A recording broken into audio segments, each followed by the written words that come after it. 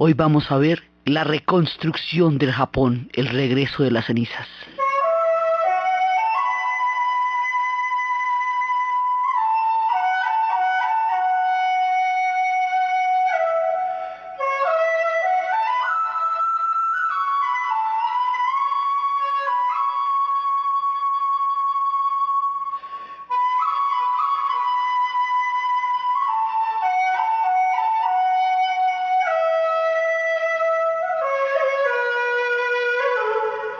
Japón, al otro día por la mañana, después de la bomba atómica, el problema era levantarse por la mañana.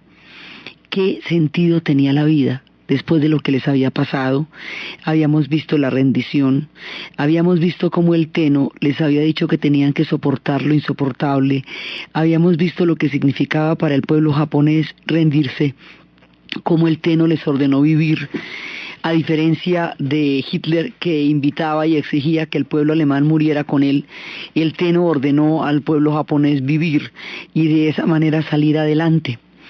Entonces, la reconstrucción tiene varias etapas y está llena de un virtuosismo y de una capacidad de solidaridad y de entrega que es absolutamente conmovedora. Lo primero es que había que tener ocupadas la mente de las personas, sobre todo en las zonas donde en la bomba atómica y en todas esas ciudades empezaron los incentivos de la alcaldía para los oficios inútiles. Esto significa que las personas deben estar construyendo alrededor de las familias todo el tiempo artesanías, muñequitos de papel, grullas de origami. El origami desarrolla una gran cantidad de destrezas mentales, espirituales y físicas y hace que las personas tengan una proyección del espacio, del cosmos y del zen. Entonces, los oficios que desempeñan son oficios creativos que les ayudan a evolucionar como personas, pero sobre todo que los mantienen ocupados. La idea era que no podía haber nadie desocupado, porque la desocupación era fuente de resentimiento y amargura. Las familias tenían que trabajar unidas todo el día haciendo artesanías y en las horas de la tarde les vendían, les compraban lo que habían hecho durante el día. De esa manera se justificaba levantarse por la mañana y había un logro que presentar al final del día y toda la familia tenía que estar unida. Es muy importante la manera como ellos van a afianzar los lazos, porque eso es lo que les va a dar la ventaja histórica. En un momento dado, cuando la situación estaba tan terrible, el Tenno se dirige a su pueblo a través de la radio, el emperador, el que habíamos visto que era el emperador Dios, y dice: el primer paso para la reconstrucción de la patria consiste en establecer una sana vida pública y en especial en proveer de suficientes alimentos al pueblo. Los campesinos trabajan para aumentar la cantidad de sus productos superando el embargo técnico y tolerando momentos penosos. No obstante, la situación alimentaria atraviesa por problemas sin precedentes, lo que más me entristece profundamente. Por supuesto, el gobierno debe administrar la manera adecuada, pero al mismo tiempo el pueblo debe superar esta crisis ayudándose y compartiendo lo poco que tengan, con la conciencia de que son compatriotas. Lamento tener que exigirlo de vosotros, que estáis sufriendo el dolor de haber sido vencidos. Pero si no lo superamos, resultará en vano nuestro esfuerzo de reconstruir el país y de reconstruir el desarrollo de otros pueblos. Les suplico que viváis como miembros de la familia Estado, hermoso, tradicional, y lograréis la reconstrucción del país. Así le dice el Tenno a su pueblo, que se unan en un tejido social. El secreto en Japón, como el secreto en Alemania, es la solidaridad, los lazos profundos entre todas las familias para salir adelante. La reconstrucción de Japón tiene varias etapas. La primera etapa es la invasión de los Estados Unidos. Japón va a quedar ocupado durante 7 años. Ocupado quiere decir ocupado. Todas las decisiones que se vayan a tomar en Japón las van a tomar los Estados Unidos. Las van a tomar de una manera total y definitiva porque ese pedazo de la guerra le correspondió a los Estados Unidos. A diferencia de Alemania, que estaba repartida entre 4 potencias, Japón está solamente en manos de los Estados Unidos. Los Estados Unidos tienen un plan que consiste en desmilitarizar al Japón. Y para eso hay que democratizarlo, hay que cambiar una serie de instituciones. Lo primero que van a hacer ellos, digamos, el carácter de la autoridad del Teno no se cuestiona, pero entonces vamos a pasar de un carácter divino del emperador a un carácter político, a un carácter simbólico, constitucional. Vamos a pasar de un emperador Dios, como los gobernantes egipcios, como los faraones, a un emperador constitucional que se convierta en un símbolo para su pueblo, pero no en una figura divina, sino en un símbolo para su pueblo. Entonces, digamos, para atribuirle un carácter político, ¿cuáles son las bases, digamos, del modelo occidental de Estado?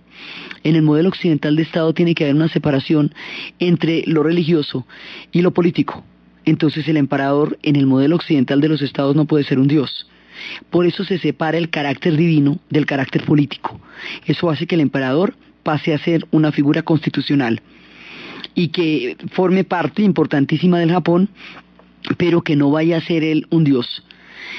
Tiene todo su carácter, digamos, todo el respeto que implica. El otro día en esas épocas querían hacerle una entrevista y la gente que manejaba la prensa dijo que la familia imperial no había dado entrevistas en los últimos 2500 años. Es la misma familia imperial la que ha estado en el trono del Teno desde los tiempos de Isamani, Isagani y Susanoo y todos aquellos dioses de los cuales desciende la familia del emperador. Entonces aquí va a haber un cambio en el carácter político del emperador primero que todo, sin quitarle la dignidad, ni mucho menos, pero separando lo religioso de lo gubernamental. La otra cosa es que como Japón se modernizó desde arriba, se había modernizado a través de grandes monopolios, de grandes trusts, que era lo que habían hecho en la época en que la dinastía Meiji empezó la modernización de Japón después del arribo del Comodoro Perry. Ahora, la idea era que había que democratizar las empresas. Entonces todas esas empresas que eran monopolios estatales, ahora se van a convertir en empresas que se van a poder, digamos, popularizar. La popularización de las empresas, el quiebre de los grandes monopolios, va a ser una oportunidad muy grande de integración en el futuro inmediato de todos los japoneses, porque antes eran pools grandes, ahora se van a poder dividir un montón de empresas que le van a permitir a la gente un acceso mucho más abierto a la reconstrucción del Japón. Entonces se democratiza la empresa. La otra cosa que van a democratizar es la tierra. La mayoría de los campesinos que integraron los ejércitos de Japón por el mundo eran campesinos sin tierra y sin oportunidades. Entonces el proceso de una profunda reforma agraria es indispensable para que el campesinado tenga tierra, y al tener tierra se erosionen las bases que le habían dado fuerza al proyecto militar japonés. Entonces va a haber reforma agraria. Por supuesto, la reforma agraria es tan importante como delicada en el Japón, porque no hay tierras, ellos no disponen de superficie habitable, así que cada centímetro de tierra que hay en el Japón es indispensable y hay que repartirlo de la manera más eficiente y más justa para todos. Entonces se hizo una reforma agraria. Digamos, eso fue lo que hicieron los norteamericanos en términos de reformas interiores para garantizar la democratización de Japón.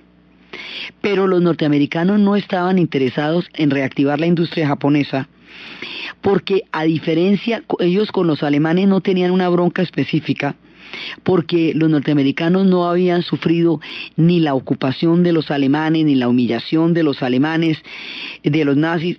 Todo eso que le tocó a los europeos, los norteamericanos no lo conocieron en carne propia. Tenían contra los alemanes el horror, digamos, contra los nazis el horror de los campos, pero no había una bronca directa entre los norteamericanos y los alemanes. Sí la había entre los norteamericanos y los japoneses. Los norteamericanos odiaban y despreciaban a los japoneses, porque con ellos era que se han enfrentado. ¿Cómo era que hasta en los monitos Popeye peleaba contra ellos, hasta el Pato Donald? Entonces, esa bronca que sí existe de los norteamericanos contra los japoneses se va a traducir en que les van a dar una cantidad de comida, sí, pero no les van a dar condiciones para reactivar su industria en un principio. O sea, no tienen más interés en el resurgimiento y en la reconstrucción de Japón de lo que la Unión Soviética hubiera podido tener en el surgimiento o en la reconstrucción de Alemania. Simplemente les dan comida, pero al darles comida de esa manera, como caridad, y al tener los japoneses que hacer colas gigantescas para tener acceso a los alimentos, eso es humillante. Y también había una idea de humillarlos. Entonces los japoneses, en las condiciones de invasión, en las condiciones de ocupación, siendo juzgados también por aquellos que los están ocupando, van a empezar su proceso de reconstrucción interior. Y este proceso de reconstrucción interior es interesantísimo, porque es el surgimiento de la fuerza del espíritu de un pueblo que se ha visto arrojado al borde del abismo. Después la coyuntura internacional los va a ayudar mucho, pero en un principio, durante los años de ocupación, es el surgimiento del heroísmo interior en los tiempos más difíciles que va a sacar del corazón de las tinieblas al pueblo japonés.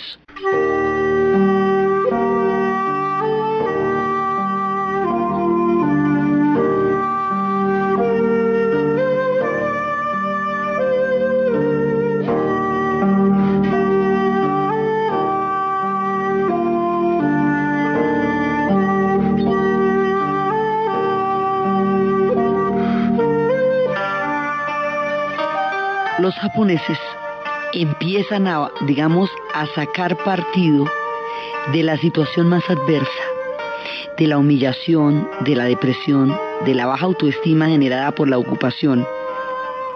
Por un lado, empiezan a incentivar los oficios inútiles para darle a la gente ocupación en el tiempo y en la mente.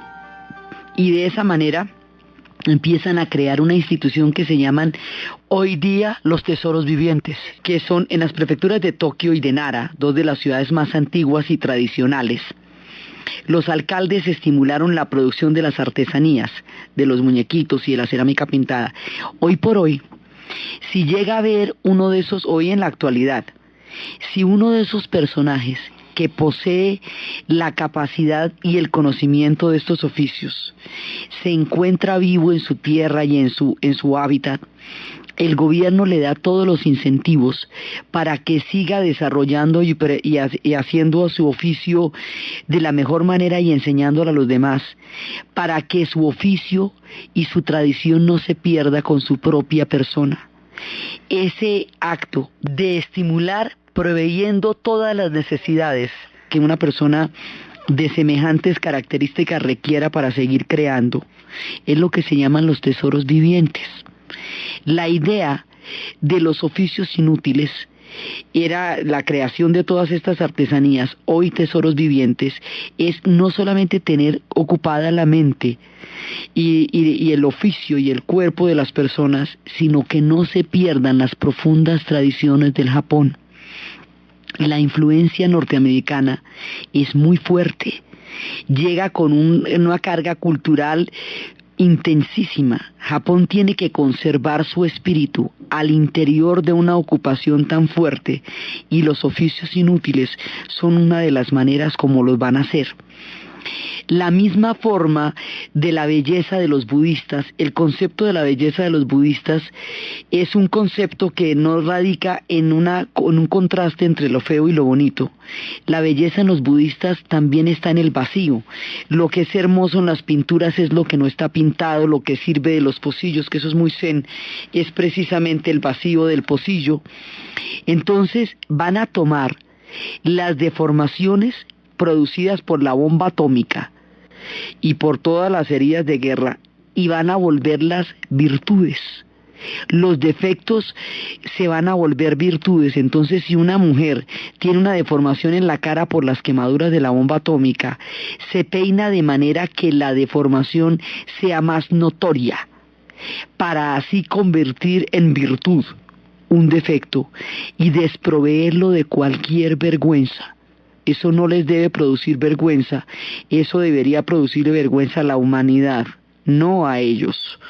Entonces, de esa manera exaltan los defectos producidos por la bomba y los convierten en virtudes y los enaltecen. Y nadie se esconde y nadie se oculta.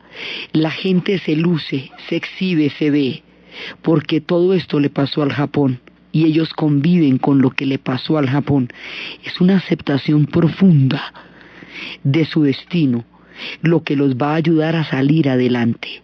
Entonces empiezan todos estos espíritus sutiles, toda esa reconstrucción interior de un tejido profundo, toda esa familiaridad especial, toda esa importancia del espacio vacío, de la cavidad vacía, la importancia de la música está en los silencios. Ellos empiezan a echar mano de lo profundo de su cultura, el respeto absoluto por la palabra del otro, el respeto absoluto por la propiedad del otro. La palabra es sagrada, la familia se une y al trabajar una con otra todo el día están creando lazos que en el futuro, cuando cambien las condiciones, les van a permitir una reactivación absolutamente impresionante. Entonces empiezan poco a poco. Son años muy duros. Son años muy duros porque dicen que los niños no sonreían, porque durante mucho tiempo no habían visto a nadie sonreír. Y la risa también se imita. Entonces no había nada chistoso que estuviera pasando en esa época. Son años en que las mujeres se van a prostituir por hambre y en ese momento se produce una confusión que no tiene nada que ver, que es la confusión entre la figura de la geisha. Nosotros habíamos hablado de la geisha cuando hablábamos del Japón del periodo Edo, del Japón de la era de las islas flotantes, de esas culturas que durante los años del aislamiento del Japón, durante los 3 siglos en que Japón se aisló, fue cuando se produjo el florecimiento de su cultura, del teatro kabuki, de la vida nocturna, de las islas flotantes, de las geishas de Kioto, y habíamos visto cómo las geishas eran acompañantes de los hombres de poder, acompañantes en la poesía, en la danza, en la música, en el alimento, en la sutileza. También tenían un rol sexual, pero el rol sexual era parte de un conjunto aún mayor. Habíamos hablado de cómo las geishas, de cómo concebían la desnudez a través de la pintura, como el espacio de pintura entre el borde de la cara y el comienzo del pelo indicaba la desnudez, cómo se educaba una geisha para poder manejar sus emociones, manejar los secretos, porque son mujeres que estaban dentro de condiciones de información sumamente clasificada. Estas geishas, que son una institución tan antigua en el Japón, que son parte, digamos, del espectro de ese mundo que se formó en la era de las islas flotantes. Estas mujeres que tenían todo este acervo de alcurnia y tradición, cuando llegue la invasión, muchas mujeres se van a prostituir y van a utilizar algunos de los símbolos o de los atuendos de las geishas, y los norteamericanos, por no tener ninguna institución equivalente, paralela o siquiera comparable dentro de la sociedad norteamericana, que es una sociedad de origen puritano, de origen protestante, consideran que las geishas son prostitutas. Las geishas no son prostitutas y difícilmente en Occidente existen parámetros para comprender la diferencia.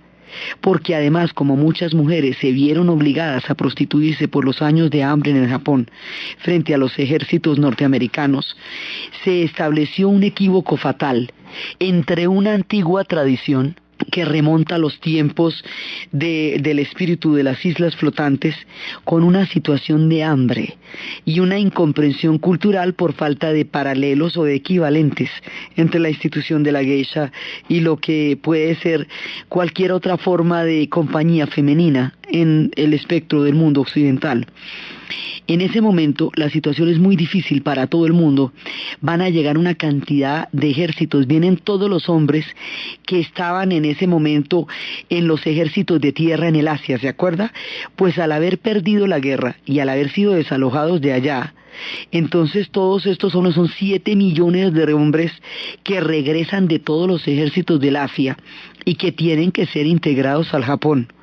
y tienen que ser integrados mediante los oficios inútiles, tienen que ser integrados a las familias, tienen que ser integrados a la sociedad. Son ejércitos de ocupación que ahora no son sino gente muriendo de hambre en Japón como todos los demás. Entonces hay que buscarle un lugar a cada uno, buscarle un oficio, un lugar, un sentido y una dignificación de la vida es la base de la reconstrucción, y eso es un proceso interior japonés. Los norteamericanos dan una serie de parámetros institucionales, pero el proceso es japonés. Los que se reconstruyen son los japoneses y empiezan a integrarse y a establecer estos profundos tejidos sociales, y empiezan a adaptarse y a ser capaces de comprender el cambio, y empiezan a ver, el cambio es terrible. Por ejemplo, cuando llegan, hay una película con Robert Mitchum que se llama Operación Yakuza, y es cuando llega uno de los soldados. Robert Mitchum se ha casado con una mujer japonesa y ha salvado la familia. Habíamos visto cómo los japoneses tienen un sentido que se llama el guri, un sentido profundo de responsabilidad. Usted tiene una deuda de responsabilidad, de compromiso y de deber, que por un lado derivada del confucianismo, que es ancestral porque de todas maneras la influencia china es muy fuerte en la historia del Japón, y por otro lado deriva de un espíritu japonés, de responsabilidades y de deberes. Entonces en esta película, como el tipo es un yakuza y los yakuzas se cortan el dedo meñique para mostrar el cumplimiento de una responsabilidad, hace eso frente a Robert Mitchum porque le salvó la mujer y le salvó la familia. Entonces el sentido de responsabilidad de los japoneses es uno de los factores más importantes de la reconstrucción, porque todos están ligados los unos a los otros por profundos lazos de tener que ocuparse de los otros, de sentir responsabilidad de los unos por los otros. El espíritu colectivo, también dicen, si el individuo está bien, la familia estará bien. Si la familia está bien, el Estado estará bien y la sociedad estará bien. Así era como decía Confucio. Pero son estos lazos, son este preocuparse los unos por los otros, no ser indiferente a nadie, ante la miseria de nadie, lo que deriva entre los profundos secretos de reconstrucción. Entonces, poco a poco, ellos van a empezar a crear, a partir de la institución de las familias como tejidos, y a partir de los trabajos de las familias unidas, van a empezar a reconstruir lentamente el mundo industrial del Japón. Y van a empezar a reconstruirlo poquito a poquito, porque como hemos visto, los norteamericanos no tienen ningún interés particular en reactivar la industria japonesa. Los japoneses han renunciado voluntariamente no solamente a la guerra, sino a los ejércitos. El pueblo de los samuráis, el pueblo de las tradiciones guerreras más ancestrales, el pueblo que ha tenido toda una tradición de artes marciales, renuncia voluntariamente al derecho de crear ejércitos, y en la constitución japonesa renuncian a los ejércitos y renuncian a la guerra, porque como motivo de reflexión profundo, los japoneses llegan a la conclusión de que la guerra fue una equivocación fatal que los llevó a un horror. ¿Se acuerda que habíamos dicho en la época en que se estaba firmando la rendición, que de pronto uno de ellos vio al pequeño y pobre Japón habiendo desafiado al mundo en una guerra demencial, y que cómo se han metido en semejante lío, que cómo estaban firmando esa rendición en el Missouri, cómo habían invadido todo el Asia, cómo era que habían hecho semejante locura? La época de la posguerra los lleva a una reflexión, y en esa reflexión ellos dicen: nosotros no podemos lanzarnos de esa manera contra el mundo, no lo vamos a hacer más. Nos costó la destrucción del país y terminamos con 2 bombas atómicas, así que este error no lo volvemos a cometer, y cambian su paradigma, y son capaces de cambiar el paradigma guerrero, el paradigma militarista, por un paradigma de trabajo, por un paradigma de solidaridad en términos de la construcción de un nuevo Japón. Esos cambios de paradigma son indispensables en los procesos de reconstrucción de pueblos que han superado conflictos aterradores, y son el secreto para poderlos superar. Van cambiando los corazones. Entonces esta gente se va poco a poco van a empezar a crear empresas y van a cambiar en el futuro las espadas por los portafolios y van a empezar a crear clanes alrededor de las empresas. Y ya los clanes no van a ser los clanes guerreros del loto o del crisantemo, de la época de los samuráis. Ahora los clanes van a empezar a ser corporaciones. Poco a poco las industrias van a empezar a reactivarse a partir de la laboriosidad y del trabajo de los japoneses.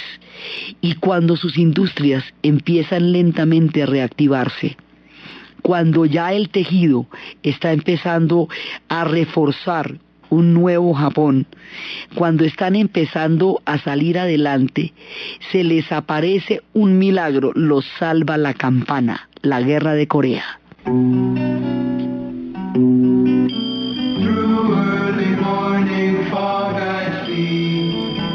Visions of the things to be, the pains that are withheld for me, I realize and I can see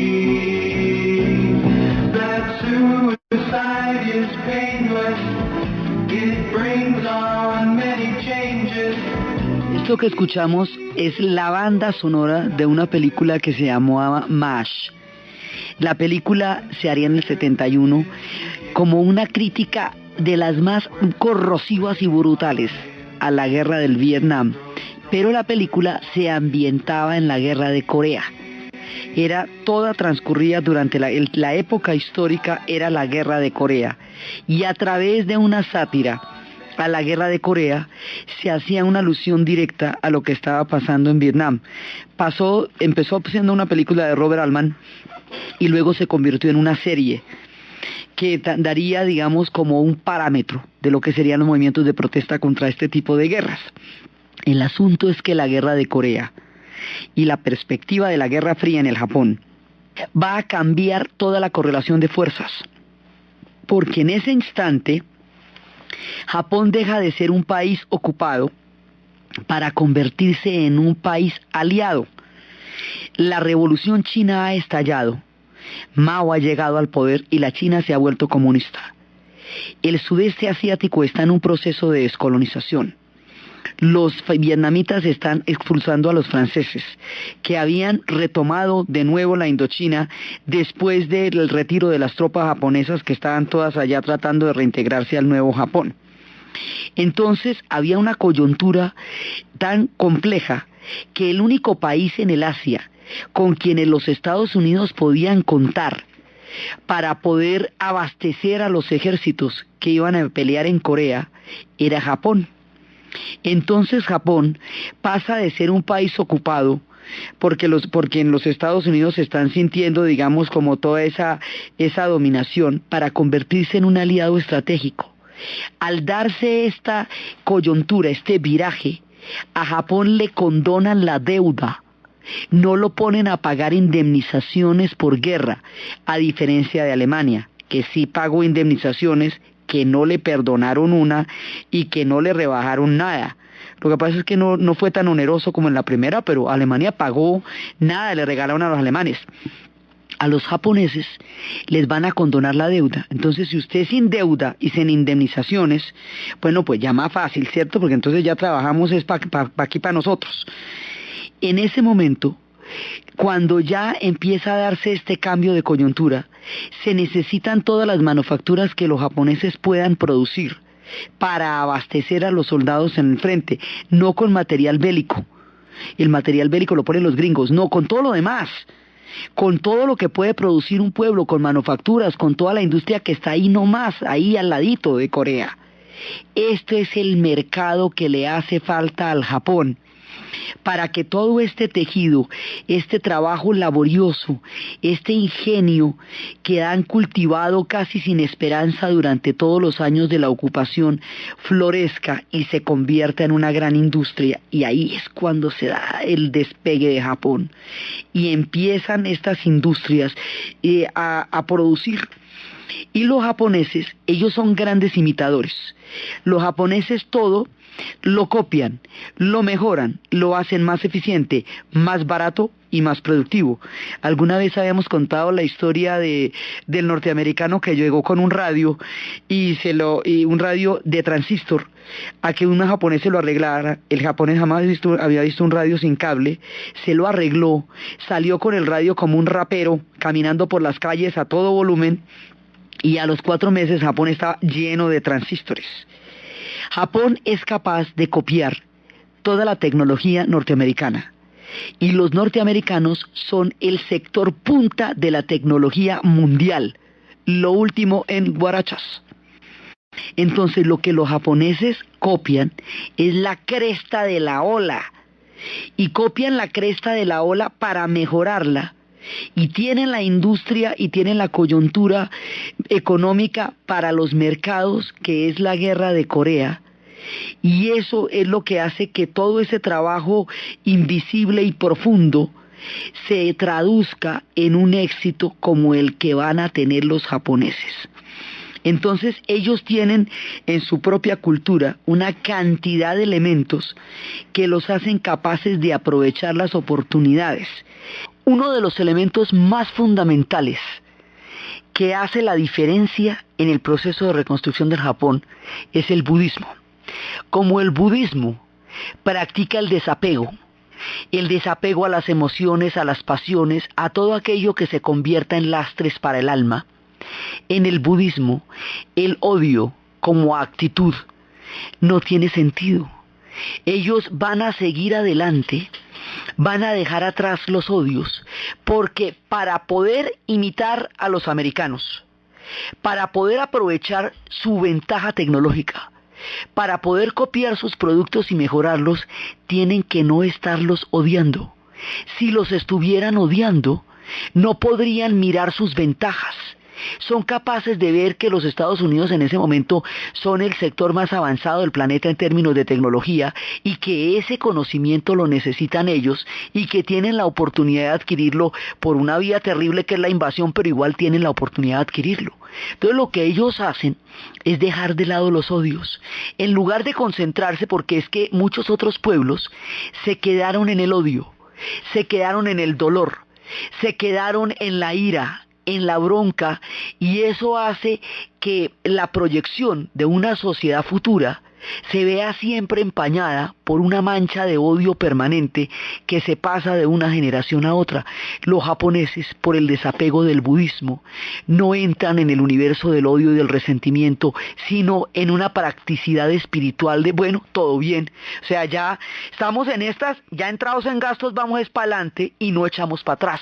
Por eso decían que cuando la reconstrucción de Tokio, decían Tokio también era una ciudad muy bella, Tokio era una maravilla, Tokio era Edo. Si la hubiéramos reconstruido como era, habría quedado igual de bonita, pero siempre la miraríamos pensando que era una ciudad reconstruida, que una vez había sido bombardeada con fósforo, con madera, con todo papel, con todo, y que la habían desbaratado. Hicieron una ciudad completamente nueva, completamente distinta, futurista, como del siglo XXV, echaron fue pa'lante, proyectándose en el futuro, mirando lo que tenían adelante, dejando los odios atrás. Dejar los odios atrás fue la clave para poder absorber toda clase de influencias, transformarlas y darse a sí mismos la oportunidad de tener el milagro de recuperación que tuvieron. Esa es la diferencia y la particularidad en la cultura y en la interpretación del budismo japonés, que les abrió las puertas al progreso y a la asimilación de las influencias más allá del odio y del resentimiento. Eso y la miniatura. La miniatura, esa capacidad que tienen ellos para pintar en un jarrón de 1,5 pulgadas a una geisha con un señor en el atardecer, el sol ocultándose, la verja que está alrededor de ellos y las 4 flores en el tamaño de medio dedo, y que todo eso se vea, esa capacidad de pintura, de miniatura, los va a hacer los reyes del transistor, va a hacer que los radios se hagan más pequeños y se llena de radios ancho por todos lados. Más adelante, cuando venga la era del microchip, esa misma capacidad de miniatura los va a hacer ejemplares en toda esa industria. Las niñas que trabajarán en la industria del microchip serán las chicas que tienen entre 13 y 18 años, que es cuando las yemas de sus dedos son más sensibles y pueden manejar con mayor habilidad el material del microchip. Y así empiezan. Y las corporaciones se empiezan a volver sustitutos de los clanes. Y dentro de la corporación, toda la gente que trabaja en una industria japonesa está trabajando como una familia. Y por el mismo espíritu colectivo confucionista y el mismo espíritu japonés, todo el mundo es importante en la empresa. El barrendero es sumamente importante, tanto como el gerente, tanto como el presidente, tanto como el hombre que limpia los vidrios, tanto como la señora de los tintos. Si el barrendero es de mayor edad que el presidente o que el gerente de la compañía, por la tradición confucionista, el gerente o el presidente de la compañía debe al barrendero máximo respeto, porque es una persona mayor. Y eso es, en el confucianismo, los mayores son los dueños de la autoridad dentro de la sociedad. La dignificación de toda forma de trabajo. Cada oficio es indispensable para Japón y cada oficio es indispensable para la empresa. Más adelante, hacia los años 80 y 90, este modelo de reconstrucción se conocería en administración de empresas como la teoría Z. Y es una teoría en la que en una empresa todo el mundo, absolutamente todo el mundo es importante.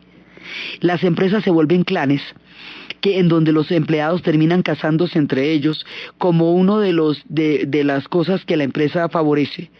Si el día del cumpleaños no puede estar el padre con su hijo porque la empresa lo requiere, su hijo se siente honrado.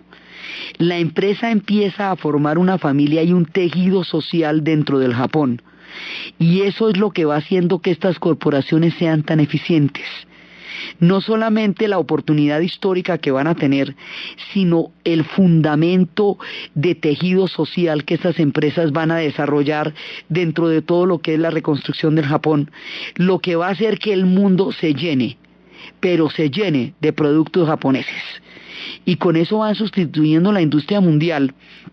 Y mucho más adelante, cuando los Estados Unidos atraviese la crisis energética, serán los autos japoneses los que lleven a rodar en las carreteras norteamericanas por el bajo consumo de combustible, porque ellos, como sí conocen el problema de no tener combustible y de no tener espacio, han creado autos compactos que permiten muchísima más duración en carreteras que los carros norteamericanos, que prenderlos podría haber costado un salario mínimo en la época de la crisis energética. Entonces ellos toman todo lo que los norteamericanos llevan y hacen una transferencia de tecnología a través de su capacidad de imitación.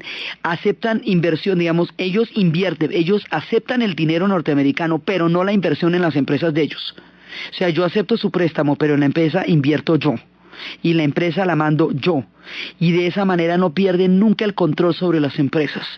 Y así las empresas empiezan a jalonar el Japón hasta que lo van haciendo despegar, y sobre ello un proyecto de paz sin construcción de ejércitos, sin ningún tipo de, digamos, sin ningún espectro bélico, solamente por el trabajo, el tejido social, la persistencia y la construcción cotidiana de un sentido de la vida y de un sentido de la esperanza, despega el Japón de las cenizas del otro día de la bomba atómica y del dolor de una rendición que para ellos significaba muchísimo más que la muerte. Entonces este pueblo sale adelante y empieza una era de florecimiento que va a ser, y con todo el simbolismo de ellos. Entonces el hecho de que los Estados Unidos hubiera tenido esa capacidad tecnológica se convierte en una ventaja muy grande.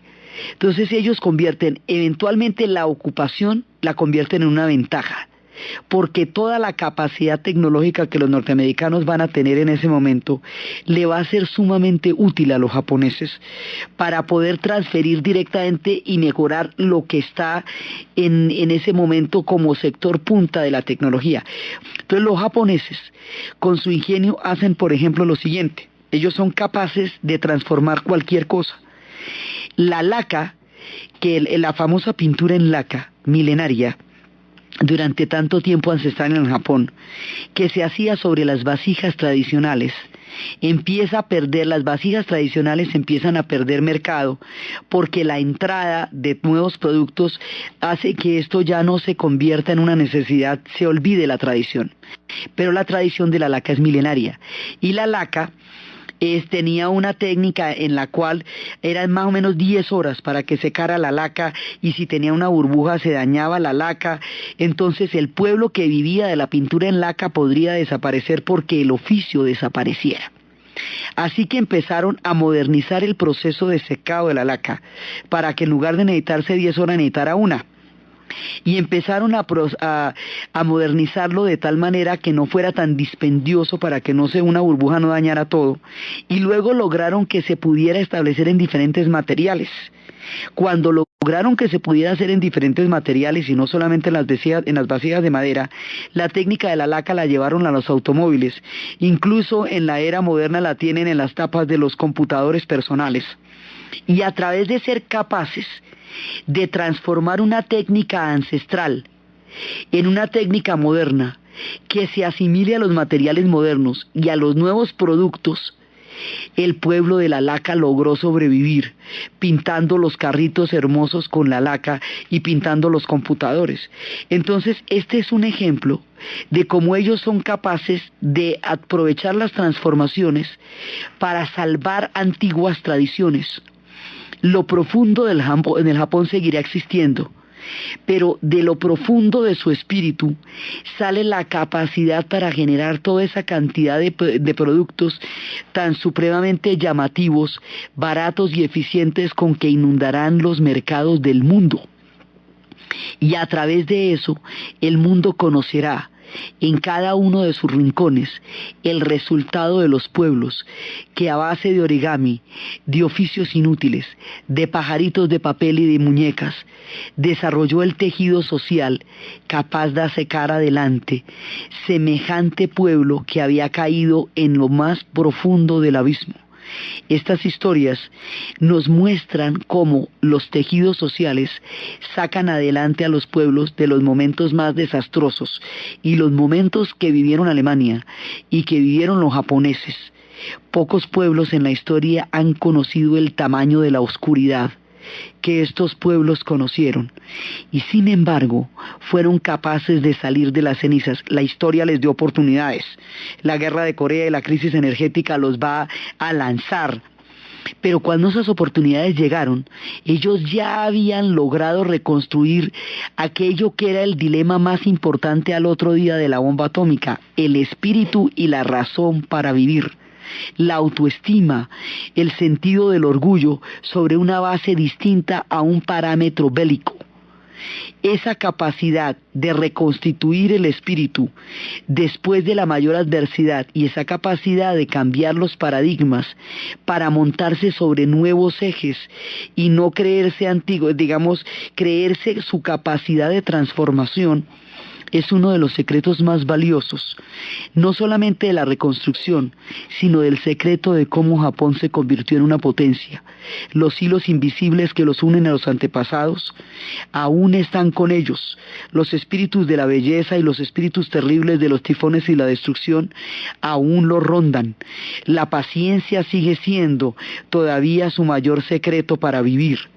Y la capacidad de reconstruir su espíritu y de mutación, de cambio, de adaptación, de ser capaces de entender los diferentes momentos de la historia y de su tiempo, una de sus mayores riquezas, junto con su laboriosidad y con su impresionante capacidad de reconstruir la autoestima a partir de la propia reflexión de lo que significó para ellos la tragedia de la Segunda Guerra Mundial. El proceso de surgimiento del Japón moderno es lo que vamos a ver en el siguiente programa. Entonces, desde los espacios de la paciencia, de la solidaridad, de la reflexión, del desapego al odio, de la capacidad para reconocerse en sí mismos y en los otros, de la manera silenciosa como fueron reconstruyendo cada uno de los hilos invisibles, hasta estar listos para las oportunidades de la historia, poderlas aprovechar y poderlas entender los cambios, las mentalidades y al mismo tiempo mantenerse fieles a sus herencias y a sus tradiciones, con la conciencia profunda de que solo juntos y solo a partir de la fuerza espiritual podrían atravesar el tiempo de la sombra y resurgir de las cenizas. En la narración, Diana Uribe, en la producción, Yesid Rodríguez, y para ustedes, feliz fin de semana.